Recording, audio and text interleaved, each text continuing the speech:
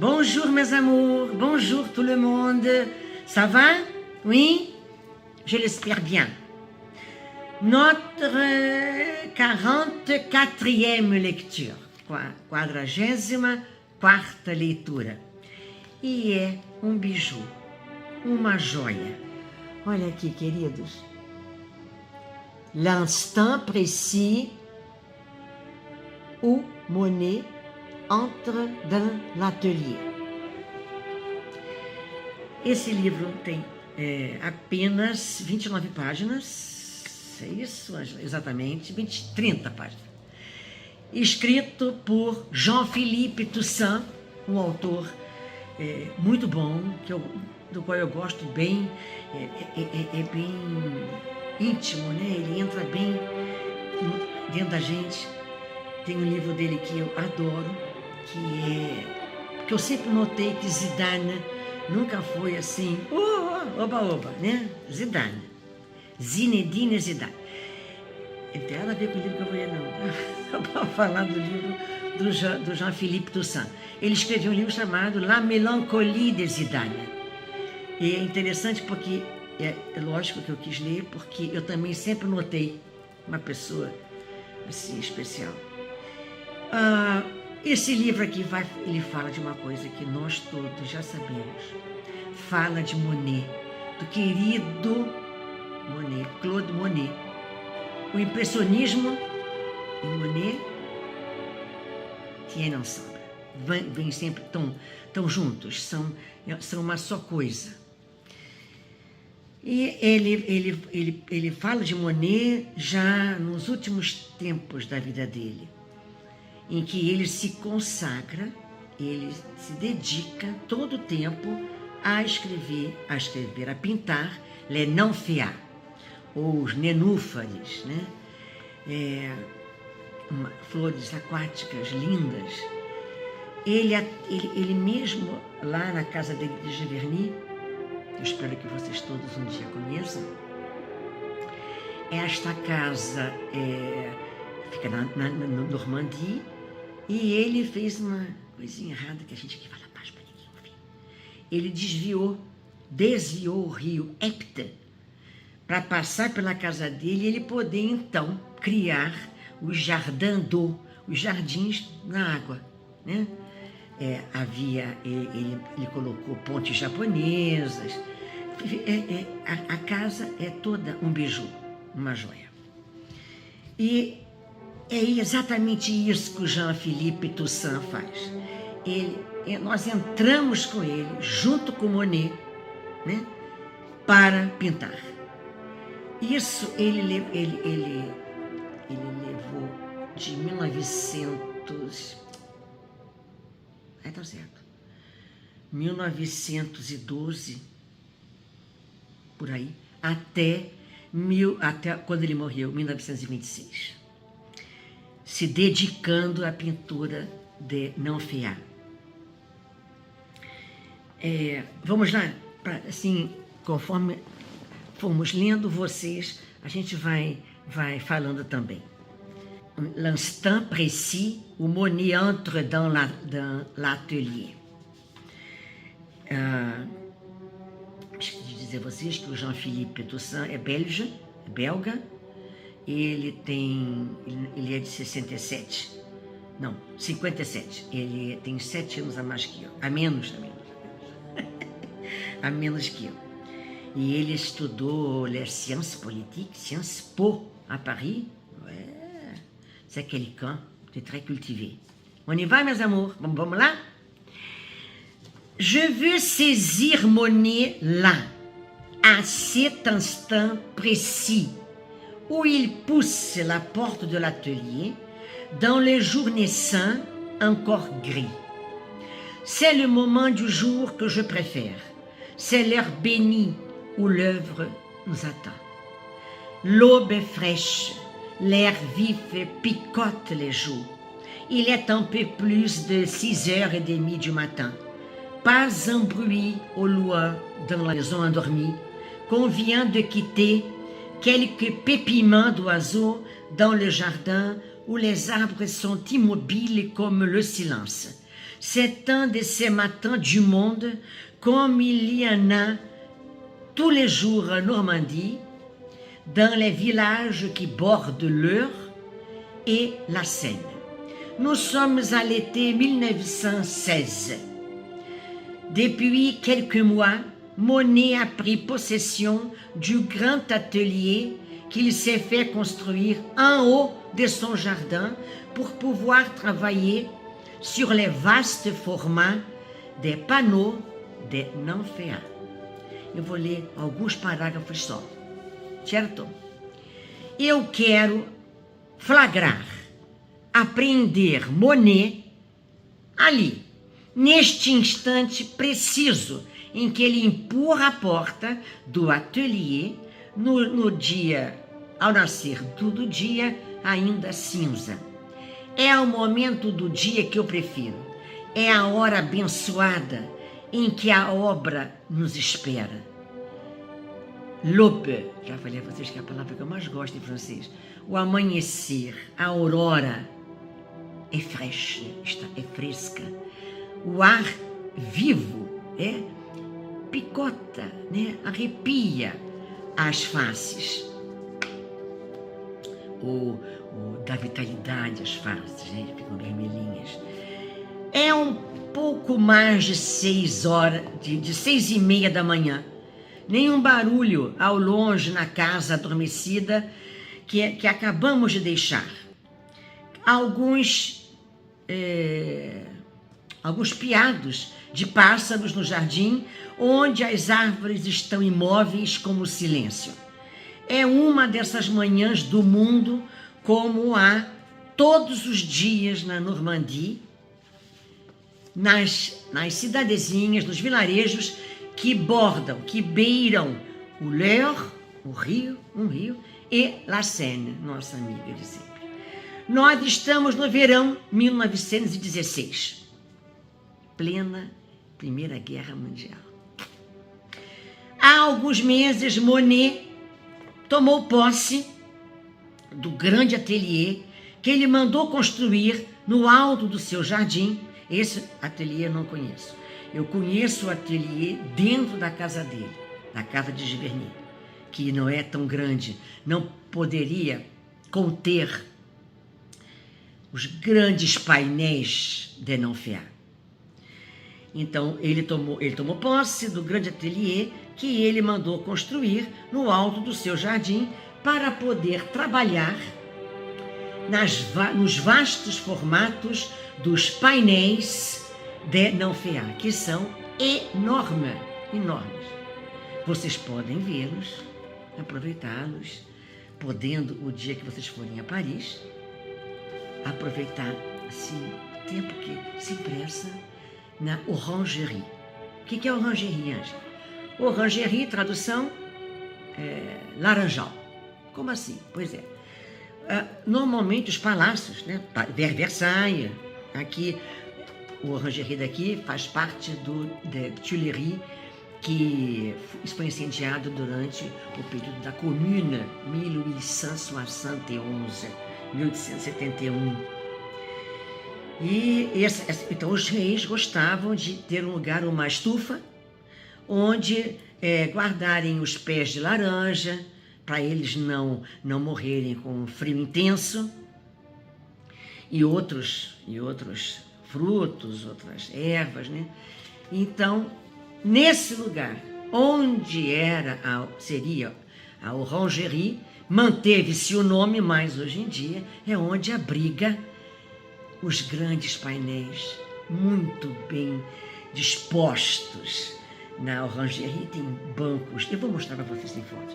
Tem bancos compridos, você senta ali com aquela música ambiente, as músicas clássicas como essa que está tocando, que é o Arioso de Bach, ou Bach, como dizem os franceses.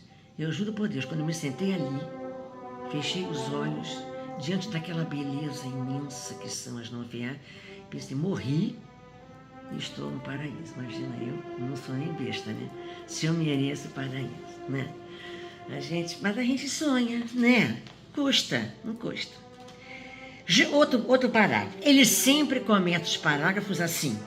Je veux saisir Monet là, à cet instant précis, où il entre dans l'atelier, où il passe la frontière entre la vie qu'il laisse derrière lui et l'art qu'il va rejoindre. Derrière lui, derrière son corps massif qui s'apprête à pénétrer dans l'atelier des Nymphéens, c'est la vie qu'il laisse dans son sillage, la vie et ses misères, du corps, de l'âme, la vie qui depuis quelques mois a pris le visage terrible de la guerre.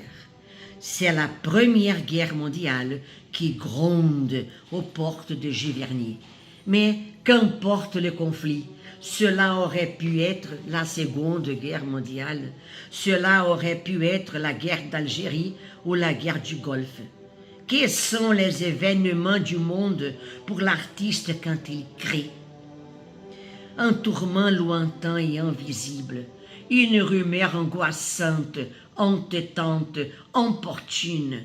Pendant la guerre, plus que jamais, c'est dans l'art que Monet va se réfugier pour se tenir à l'écart du bouquin du monde.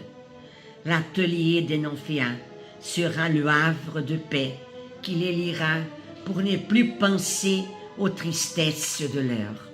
Mais comment ne pas éprouver de la honte de penser à de petites recherches de formes et de couleurs pendant que des gens souffrent et meurent sur le champ de bataille? Nós passamos pela mesma coisa hoje em dia. Car ce sont exclusivement des questions picturales qui occupent l'esprit de Monet pendant les années de guerre, minuscules, complexes, torturantes, impénétrables aux communs des mortels, mais essentielles, vitales pour l'artiste qu'il est. Tous les matins, lorsqu'il entre dans l'atelier, Monet prend congé du monde. Il passe le seuil et devant lui, de l'autre côté de la porte, encore invisible, immatériel, c'est l'art qui l'attend. Eu quero aprender, flagrar Monet lá, nesse instante preciso em que ele entra no ateliê, onde ele passa a fronteira entre a vida que ele deixa atrás dele, ou os problemas, né? E a arte que ele vai encontrar agora, a qual ele vai se juntar. Derrière lui, atrás desse corpo maciço, ele era um homem forte, que se apronta para penetrar no atelier de Nymphéens, é a vida que ele deixa no seu rastro, sillage. A vida e suas misérias do corpo, da alma, a vida que há alguns meses tomou o rosto terrível da guerra. É a Primeira Guerra Mundial que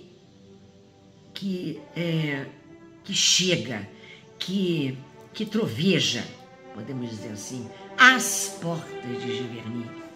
Mas que importa o conflito? Teria podido ser a Segunda Guerra Mundial, Isto poderia ser a Guerra da Argélia, ou a Guerra do Golfo, ou as que a gente está vendo neste momento, que não acabam, né?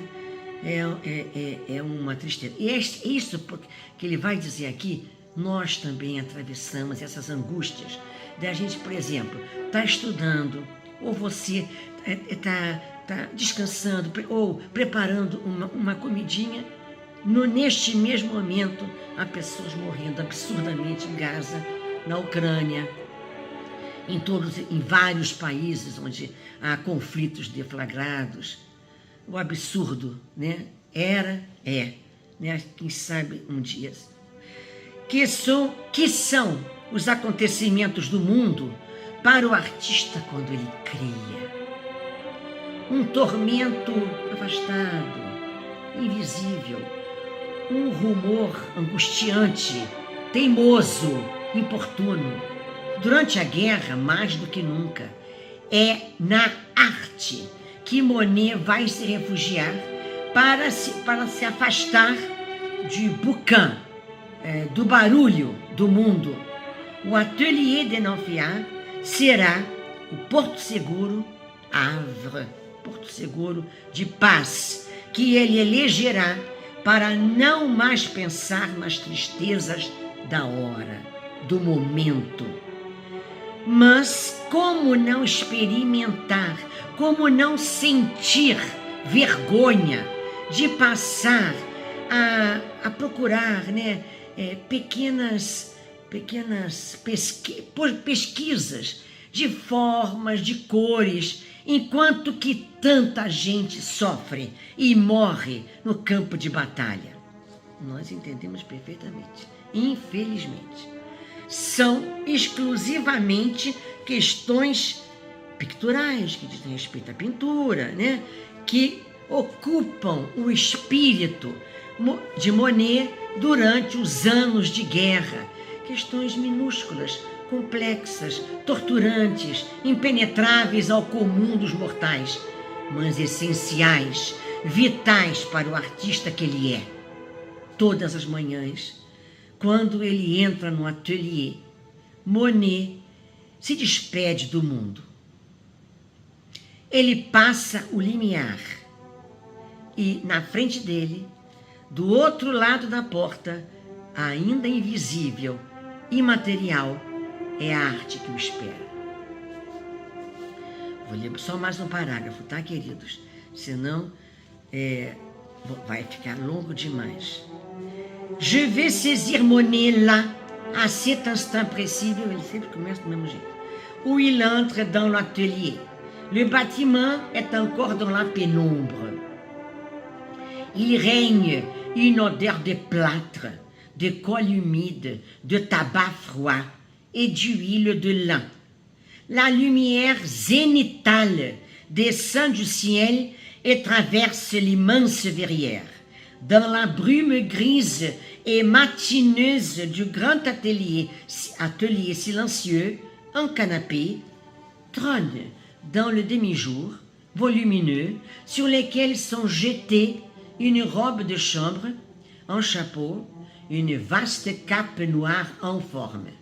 Dans quelques jarres, un bouquet, adoro isso aqui, des éclosions de pinceaux, d'autres brosses, plus petites, éparpillées dans des pots. Des dizaines de toiles sont posées à terre, en cercle, les unes à côté des autres. Ce sont des études réalisées d'après nature dans les mois précédents. Certaines sont très récentes. Elles ne sont pas encore retranscrites sur les grands panneaux monumentaux sur lesquels il travaille. L'atelier est un chantier. Il y a des esquisses et des ébauches partout. Par terre, posé le long des murs, en appui contre le canapé, Monet est le seul à se retrouver dans cet intense désordre, dans cet enchevêtrement de toiles et de peintures. La plupart des panneaux sont inachevés. Monet les reprend régulièrement, parfois longtemps, après les avoir entrepris. Pour atteindre la partie supérieure des toiles, Monet utilise une plateforme, une sorte de table basse, assez large, sur laquelle il se hisse. Il passe des heures là, la palette à la main, sur son échafaudage de fortune. Monet travaille dans l'incertitude. Il ne sait pas que ce qu'il peint prendra plus tard le nom légendaire de Nanfiat. Il ignore sur le moment que le monde entier vénérera l'œuvre qu'il a sous les yeux. Il n'y a aucun moyen pour l'artiste de savoir au jour le jour, face à l'obstacle, face aux difficultés de l'heure, concrète, de la main et de la brosse, ce que deviendra dans les siècles l'œuvre sur laquelle on bute, sur laquelle on achoppe et qu'on retouche qu'on amant de sans fin, en poursuivant, de repentir la quête infinie d'une perfection qui ne peut être qu'illusoire. Non, Monet ne sait rien encore du grand destin aveugle que attend les non-fiables. Eu quero aprender, plagar Monet ali, aqui, acolá, neste instante preciso em que ele entra no ateliê. A construção está ainda na penumbra. Reina ali um odor de gesso, de cola úmida, de tabaco frio e de óleo de linho. A luz zenital no alto, né, mais alto, desce do céu e atravessa a imensa vidraça. A gente imagina certinho isso, né? Na névoa grisa e matinal do grande ateliê silencioso, um canapé, um sofá, reina na penumbra, na meia-luz, volumoso, sobre o qual estão jogadas um robe de chambre, um chapéu, uma vasta capa preta, informe, né? A gente pode dizer, não tem forma, sem forma. Em algumas, olha que bonito isso aqui, em algumas jarras, em buquê, como um ramalhete, eclosões de pincéis, como se os pincéis desabrochassem, como se fossem flores. Outras brochas mais menores, espalhadas nos vasos. De dezenas de telas estão posadas no chão, em círculo, umas ao lado das outras. Estão estudos realizados segundo a natureza, baseados na natureza, nos meses precedentes. Alguns são muito recentes, não são ainda retranscritos sobre os grandes painéis monumentais sobre os quais ele trabalha. O ateliê é um canteiro de obras, né? É um chantier. Há esboços e riscos no chão, pousados ao longo das paredes, apoiados contra o sofá. Monet é o único que se encontra ali, nessa confusão, nessa intensa confusão, neste emaranhado de telas e de pinturas. A maioria dos painéis estão inacabados. Monet os retoma regularmente, às vezes durante muito tempo, após tê-los começado. Para atingir a parte superior das telas, Monet usa uma plataforma, um tipo de mesa baixa, bastante larga, sobre a qual ele se issa, ele sobe. Ele passa horas ali, sua palheta na mão, sobre um andaime improvisado. Monet trabalha na incerteza. Ele não sabe que o que ele pinta tomará mais tarde o nome lendário de non-fiat. Ele ignora, no momento, que o mundo inteiro venerará a obra que ele tem sobre os olhos. E como lindo demais. Não há nenhum meio para o artista de saber, no dia a dia, face ao obstáculo, face às dificuldades da hora, concretas, da mão, da brocha, o que se tornará, nos séculos, a obra sobre a qual tropeçamos, na qual esbarramos, e que retocamos, que corrigimos sem cessar, perseguimos, de arrepender em arrepender, a busca infinita de uma perfeição que só pode ser ilusória. Esse arrepender aqui é o que os italianos chamam de pentimento.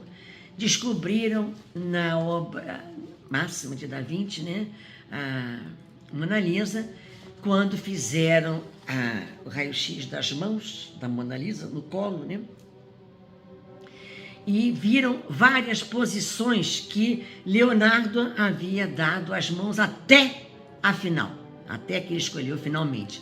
Cada vez que ele apagava, né, chama-se em italiano um pentimento, um arrepender. Exatamente o que ele está dizendo aqui. De repentir en repentir, a busca infinita de uma perfeição que só pode ser ilusória. Não. Monet não sabe nada ainda do grande destino cego que espera as não fiar-se. E eu vou ter que parar agora, porque senão vai ficar muito, muito longo. Esse cego aqui, no final, que o Jean-Philippe Toussaint colocou, faz assim, dá uma piscadela a Monet, que sofreu muitos anos com a catarata. O Clemenceau tentou convencê-lo de fazer a operação, ele hesitou, só deixou fazer no olho direito, não deu muito certo, e ele, no final da vida, ele só enxergava mais ou menos de um olho. É o que ele passou e que Beethoven passou. Como pode, né? Ser assim tão difícil. Isso, imagina. Querido, espero que vocês tenham gostado. Eu acho uma obra-prima esse livro. Beijos para vocês.